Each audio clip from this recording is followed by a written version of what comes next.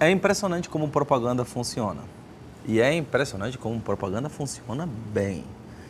Eu estava essa semana discutindo com movimentos sociais e a discussão permeia aquilo que eu trabalho constantemente. E uma das preocupações é efetivamente moradia.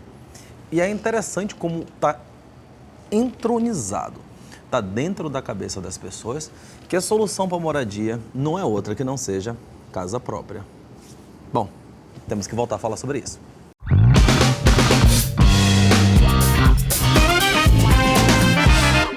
Olá, meus amigos, sou Carlos Almeida Filho, é muito bom estar aqui com vocês. E sim, eu não escapo de um tema que é muito importante para a discussão, que é a temática referente à moradia. O primeiro vídeo do canal, deixa aí para que você possa observar, discute justamente o enfoque referente ao Minha Casa Minha Vida e as críticas que ele precisa ultrapassar para que ele possa se configurar efetivamente como um programa, além do habitacional, como efetivamente um programa de moradia. Mas muita discussão ainda existe sobre isso. Bom, mas a temática não é essa. A temática é discutir efetivamente o conceito de que moradia efetivamente não é casa. E isso pode parecer bastante chocante. De uma maneira muito simples, e convido você para observar, essa é a temática que eu discuto inclusive no meu último livro, que é justamente moradia é política pública. Por quê? No contexto onde nós vivemos, num Estado democrático de direito, com preocupação nitidamente social, quer você queira ou não, porque é a Constituição que estabelece isso, há uma preocupação muito grande em se fazer a transferência para um indivíduo brasileiro, a priori, e todos os demais que se encontram no território nacional, de condições mínimas de sobrevivência com dignidade. Quem é que estabelece isso? É o artigo 1º, inciso 3º da Constituição, quando vai falar sobre a dignidade da pessoa humana. Bom, moradia é consequência disso. Para que você possa observar, está no próprio caput do artigo 6º da Constituição. Mas em nenhum momento está escrito lá no artigo 6º da Constituição que se tem que sair entregando casas. Até porque essa é uma fórmula cuja conta não fecha. E olha, eu não estou falando nem de reserva do possível com relação a isso. Na verdade, essa crítica com relação à política do mais casas e mais casas e mais casas não é uma crítica, me perdoe, não é uma crítica de agora. Friedrich Engels, quando falava sobre a questão da moradia, vou deixar o link para que você possa observar, já está em domínio público, inclusive, já dizia que essa política do mais casa, adotada lá na Europa, já não funcionava. E isso mais de 150 anos atrás. Imagine, então, hoje. Bom, o que a gente pode refletir é que a gente vai continuar dando murro em ponta de faca, vamos continuar investindo em soluções que já deram problemas, porque algumas soluções empregadas como políticas sociais aqui no Brasil, como é o caso, por exemplo, da questão habitacional, já vinham sendo apontadas como sendo alvo de problemas no mundo inteiro. E às vezes acontece a repetição. E assim, eu não estou olhando para baixo por outra razão, é porque eu estou tentando buscar por que será que o pessoal insiste em malhar em ferro frio? Por que será ainda se insiste em aplicação de políticas que não são razoavelmente adequadas? Talvez a resposta mais simples seja porque não entrega qual seja a entrega realizada, mas o fato concreto da entrega de efetivamente um conjunto habitacional, onde um conjunto de casas, onde um grande loteamento faça que querer que não aparecer em um grau muito positivo que haja uma atuação efetiva do Estado. Talvez isso seja a consequência das democracias, mas é bom lembrar que o próprio BNH instalado no meio dos anos de chumbo aqui no Brasil tinha uma preocupação de arrefecimento das massas. De uma certa forma era. Mas, em todo caso, a entrega do que é de concreto, casas e mais casas, pode significar isso. E, olhe, eu não estou aqui me posicionando contra a necessidade de atendimento do social. O que eu estou aqui dizendo é que uma política centrada unicamente na entrega da construção subsidiada ou na construção financiarizada de casas acaba não atingindo o objetivo, acaba fazendo com que se entregue efetivamente uma quantidade insuficiente para atender a uma demanda que não para de crescer. Daí, a reserva do possível, que é o argumento que a administração sempre vai utilizar para que não se possa pegar e fazer o atendimento de todas as necessidades da população, acaba sempre entrando em jogo. A solução simples tem sido ponderar para a financiarização. Ó, quem tiver condição e quem tiver renda entra. E tem gente comemorando, achando que isso é a panaceia. Não é. A entrega do próprio novo Minha Casa Minha Vida mostra exatamente a necessidade de que se precisaria de se fazer correções a um modelo que já vinha sendo implementado já desde 2009. Manda bem o governo federal nisso? Com certeza. Mas o que é importante é que não se pode deixar todas as esperanças em um único cesto. Então, o governo federal não pode ser um único produtor de soluções para as questões eminentemente sociais. Então, os estados não podem continuar de braços cruzados, caindo do céu, muito menos os municípios. A questão se resolve em renda? Com certeza. Se resolve em receita? Com certeza. Mas não só. Porque, de novo, a questão se conecta com o que eu acabei dizendo, propaganda. A propaganda, em todo caso, para quem está fazendo a entrega de habitacionais, é dizer que com o pouco que está sendo entregue, dezenas às vezes, centenas às vezes, você pode estar dando esperança para que milhares ou centenas de milhares possam pegar e alcançar essa bendita bênção. Olha, o primeiro vídeo do canal fala sobre a situação do residencial Viver Melhor, etapa 1 e 2, que na verdade se construiu uma cidade. Quase 9.000 unidades habitacionais.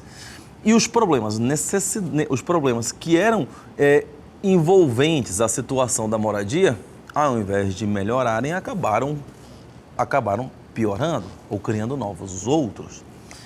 E não é isso que se tem com uma política de moradia prevista pela Constituição ou mesmo pelo bom senso.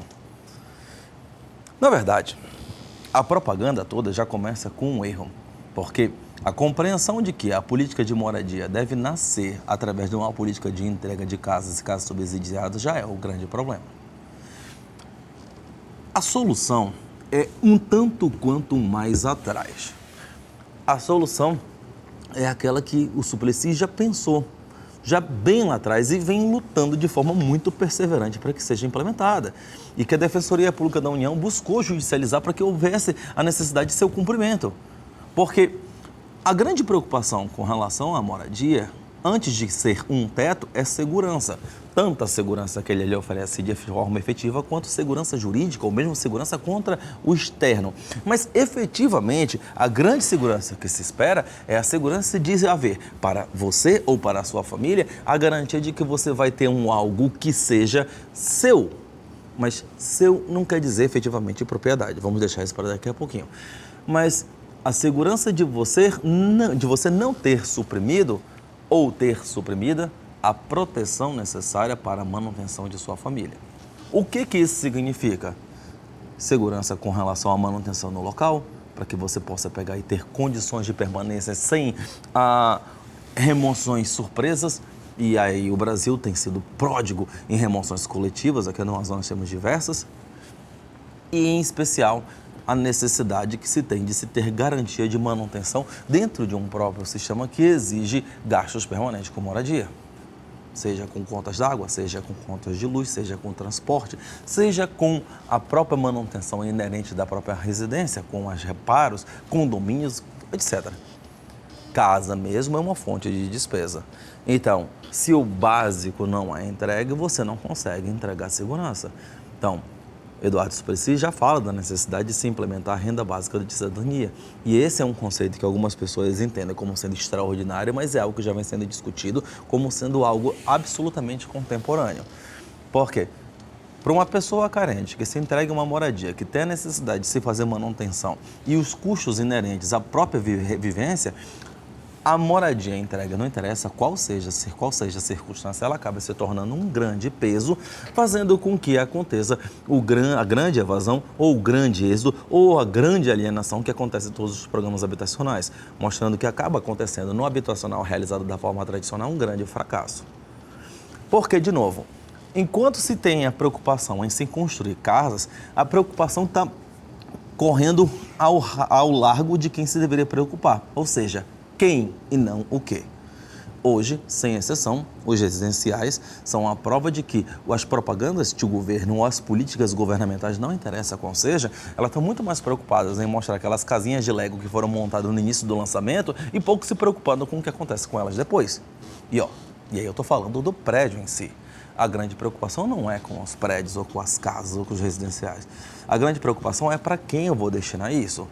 Então, a grande pergunta a se fazer, antes de qualquer situação, é para quem? E isso é justamente um questionamento que não vem sendo respondido, não interessa qual seja a administração que se tenha tocado. Recentemente, no próprio governo estadual, se está fazendo a discussão a respeito de parâmetros para adesão ao seu próprio programa habitacional. No governo federal, há uma crítica do antagonista, e olha que o antagonista já é complicado, dizendo que após 6 meses de lançamento do Minha Casa Minha Vida, nenhum contrato foi ainda assinado. E, de novo, a grande dúvida que existe na população é o que vai acontecer. Porque todo dia, em qualquer lugar que seja, e como defensor sou, não param de aparecer pessoas questionando a respeito de quais são as soluções que o Estado, no sentido mais amplo, tem para oferecer a respeito de uma moradia efetiva e com segurança. Se a solução sempre for mais casas, essa solução vai depender sempre de mais orçamento e de mais tempo para ser implementada. E é algo que matematicamente não se resolve. Por exemplo, aqui no Amazonas, e tem um outro vídeo sobre isso, fala-se sobre a situação das famílias que foram prejudicadas por conta das grandes chuvas em março desse ano.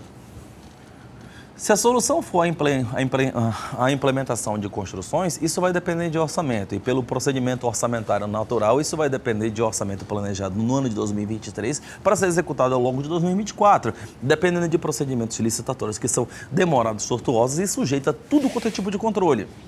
E, no caso de haver êxito em tais processos, os trabalhos necessários da engenharia vão demandar outros tantos, 1 ano e meio ou 2 anos, de acordo com o dado do IPEA, para ser implementado. Ou seja, para um problema acontecendo em 2023, ainda que haja todo interesse estatal, a implementação de uma solução vai desembocar em 2025 ou 2026. Ninguém fica na geladeira nesse meio tempo. Porque, nesse caso, a propaganda entronizada na cabeça de todo mundo é que a solução para a problemática de moradia é o Estado construir mais e mais casas. Não, está na hora de quebrar isso. Está na hora de quebrar isso, até porque, com esse meio de solução, não há conta que se pague. Até porque a preocupação ainda deve ser com o mais importante de tudo, que é com o ser humano. E o caminho a ser indicado é justamente se perceber, tanto nos estados, quanto nos municípios, quanto na própria União, quem é justamente o beneficiário para tanto. Aqui em Manaus, por exemplo, já houve soluções residenciais que demoraram anos para serem entregues e, no final das contas, um sorteio acabou resolvendo. Sorteio não é solução para coisa nenhuma. Sorteio é solução somente para o administrador que quer mostrar que entregou alguma coisa. Mas a resolução que o Estado tem que dar não é para quem tenha aleatoriamente submetido a um procedimento de sorte ou azar para quem não foi recebido. Até porque isso não é revestido de transparência para começo de conversa. O que se tem que fazer com recursos que são tão essenciais para a implementação de um piso para desenvolvimento é justamente se caracterizar quem é que deve merecer a primeira atenção do Estado. E, obviamente, quem é o mais desvalido e que assim precisa. E isso só acontece se houver efetivamente transparência. E nesse ponto, não interessa qual seja a administração, há ainda uma grande omissão. O caminho, com certeza, é demandar que isso aconteça. Só que para que isso possa acontecer, é efetiva a necessidade de que haja uma interação de movimentos sociais, de órgãos de controle e da sociedade em geral, no sentido de que, antes que se dê a solução fácil na implementação de umas casas, se observe efetivamente para quem se tem que ser concedidas as soluções do Estado e quais são as diversas soluções possíveis. Porque, efetivamente, como o grande Chico Science já dizia, né, o nosso maravilhoso filósofo, poeta, cantor pernambucano, a cidade efetivamente não vai parar de crescer. Ela vai continuar crescendo e efetivamente quem está mais embaixo é que vai continuar descendo, se assim continuar. Muito obrigado e até semana que vem.